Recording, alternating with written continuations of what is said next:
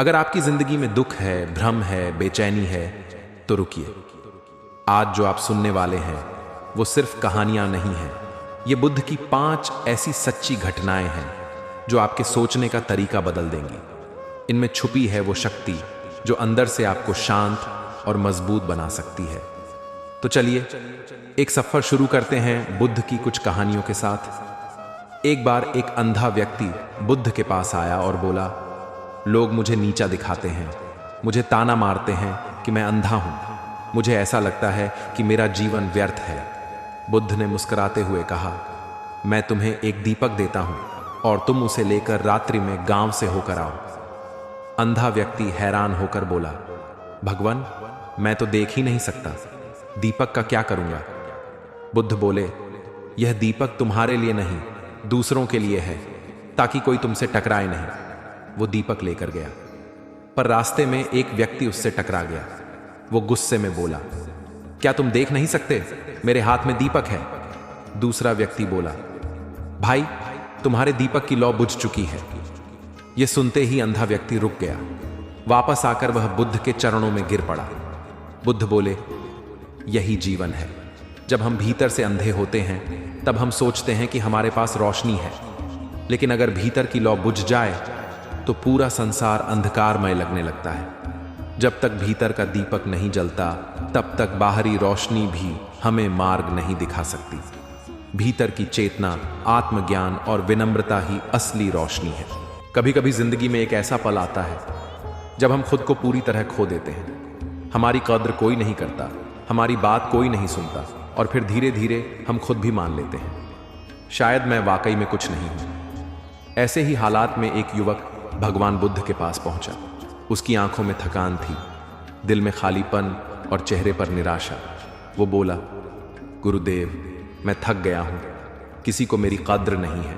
मैं लोगों की मदद करता हूं, सबके लिए अच्छा सोचता हूं, फिर भी लोग मुझे नजरअंदाज कर देते हैं। बुद्ध मुस्कुराए और बिना कुछ कहे उसे एक चमकता हुआ पत्थर थमा दिया। फिर बोले, इसे लो और शहर के बाजार में ले जाकर पूछो लोग इसके कितने पैसे देंगे, पर याद रखना, बेचना मत, बस पूछना। युवक थोड़ा हैरान हुआ, लेकिन फिर पत्थर लेकर निकल पड़ा। बाजार की असलियत वो पहले एक सब्जी वाले के पास गया। वो बोला, इसे 100 रुपए में ले लूंगा। फिर एक बर्तन वाले से पूछा, चलो 200 दे दूंगा, दिखने में थोड़ा अलग है। एक दुकानदार ने मजाक में कहा, कभी पत्थर भी बिके हैं यहां? युवक का मन और टूट गया। उसे लगा, गुरुदेव ने मुझे भी हल्के में लिया क्या? लेकिन फिर उसने बुद्ध की बात याद की और आगे बढ़ा। जौहरी की नजर शाम तक वो थक कर बैठ गया। फिर उसे याद आया, बुद्ध ने कहा था, एक जौहरी को भी दिखाना। आखिरी उम्मीद लेकर वो पास की एक जौहरी की दुकान पर पहुंचा। जैसे ही जौहरी ने पत्थर देखा, उसकी आंखें चमक उठी। वो एक पल के लिए चुप रहा, फिर धीरे से बोला, क्या तुम जानते हो ये क्या है? ये कोई मामूली पत्थर नहीं, ये तो दुर्लभ नीलम है, शायद लाखों में बिके। युवक हैरान रह गया।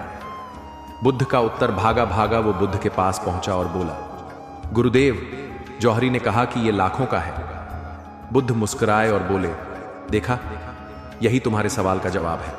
हर किसी की नजर में तुम्हारा मूल्य अलग होगा। कोई तुम्हें बेकार पत्थर मानेगा, कोई 100 रुपये का और कोई लाखों का हीरा। पर सवाल यह नहीं है कि लोग तुम्हें क्या समझते हैं, सवाल यह है, क्या तुम खुद को पहचानते हो? सीख, तुम क्या हो, ये दुनिया नहीं। तुम तय करते हो इस दुनिया में लाखों लोग तुम्हें जज करेंगे, तुम्हारी शक्ल, कपड़े, बातें, कामयाबी, लेकिन तुम्हारा असली मूल्य केवल वही समझ सकता है जिसमें देखने की दृष्टि है। और सबसे पहले तुम्हें खुद में वो दृष्टि पैदा करनी होगी, ताकि जब ये दुनिया तुम्हें साधारण कहे, तुम अपने अंदर से आवाज उठा सको, मैं असाधारण हूं। अगर किसी का गुस्सा तुम्हें तोड़ रहा है तो ये कहानी तुम्हारे लिए है। एक बार भगवान बुद्ध अपने शिष्यों के साथ ध्यान में लीन थे। अचानक एक गुस्से से भरा युवक वहां आया और जोर से चिल्लाया, तुम ढोंगी हो, लोगों को मूर्ख बना रहे हो। उसने बुद्ध को भला बुरा कहा, अपशब्द बोले और सबके सामने उनका अपमान करने की कोशिश की। शिष्य क्रोधित हो उठे।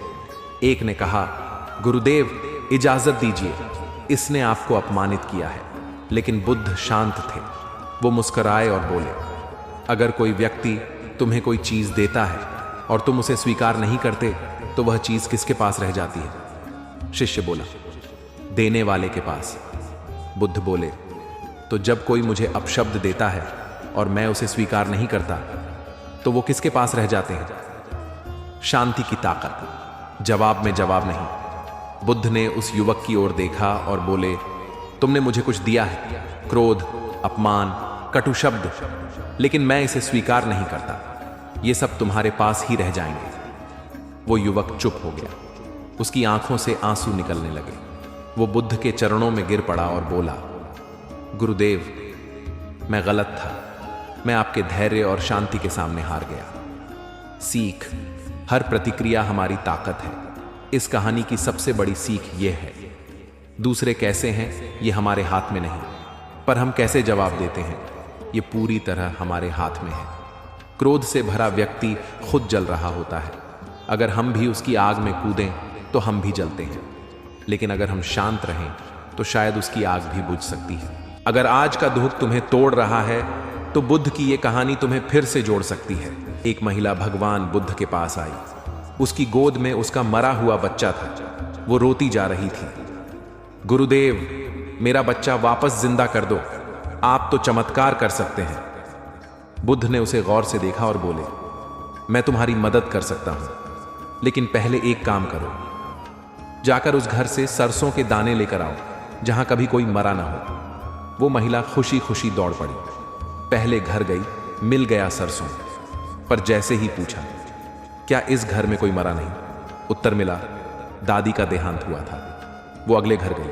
पिताजी चले गए थे कुछ साल पहले। वो पूरा गांव घूम आई। हर घर में मौत थी, कोई ना कोई दुख था।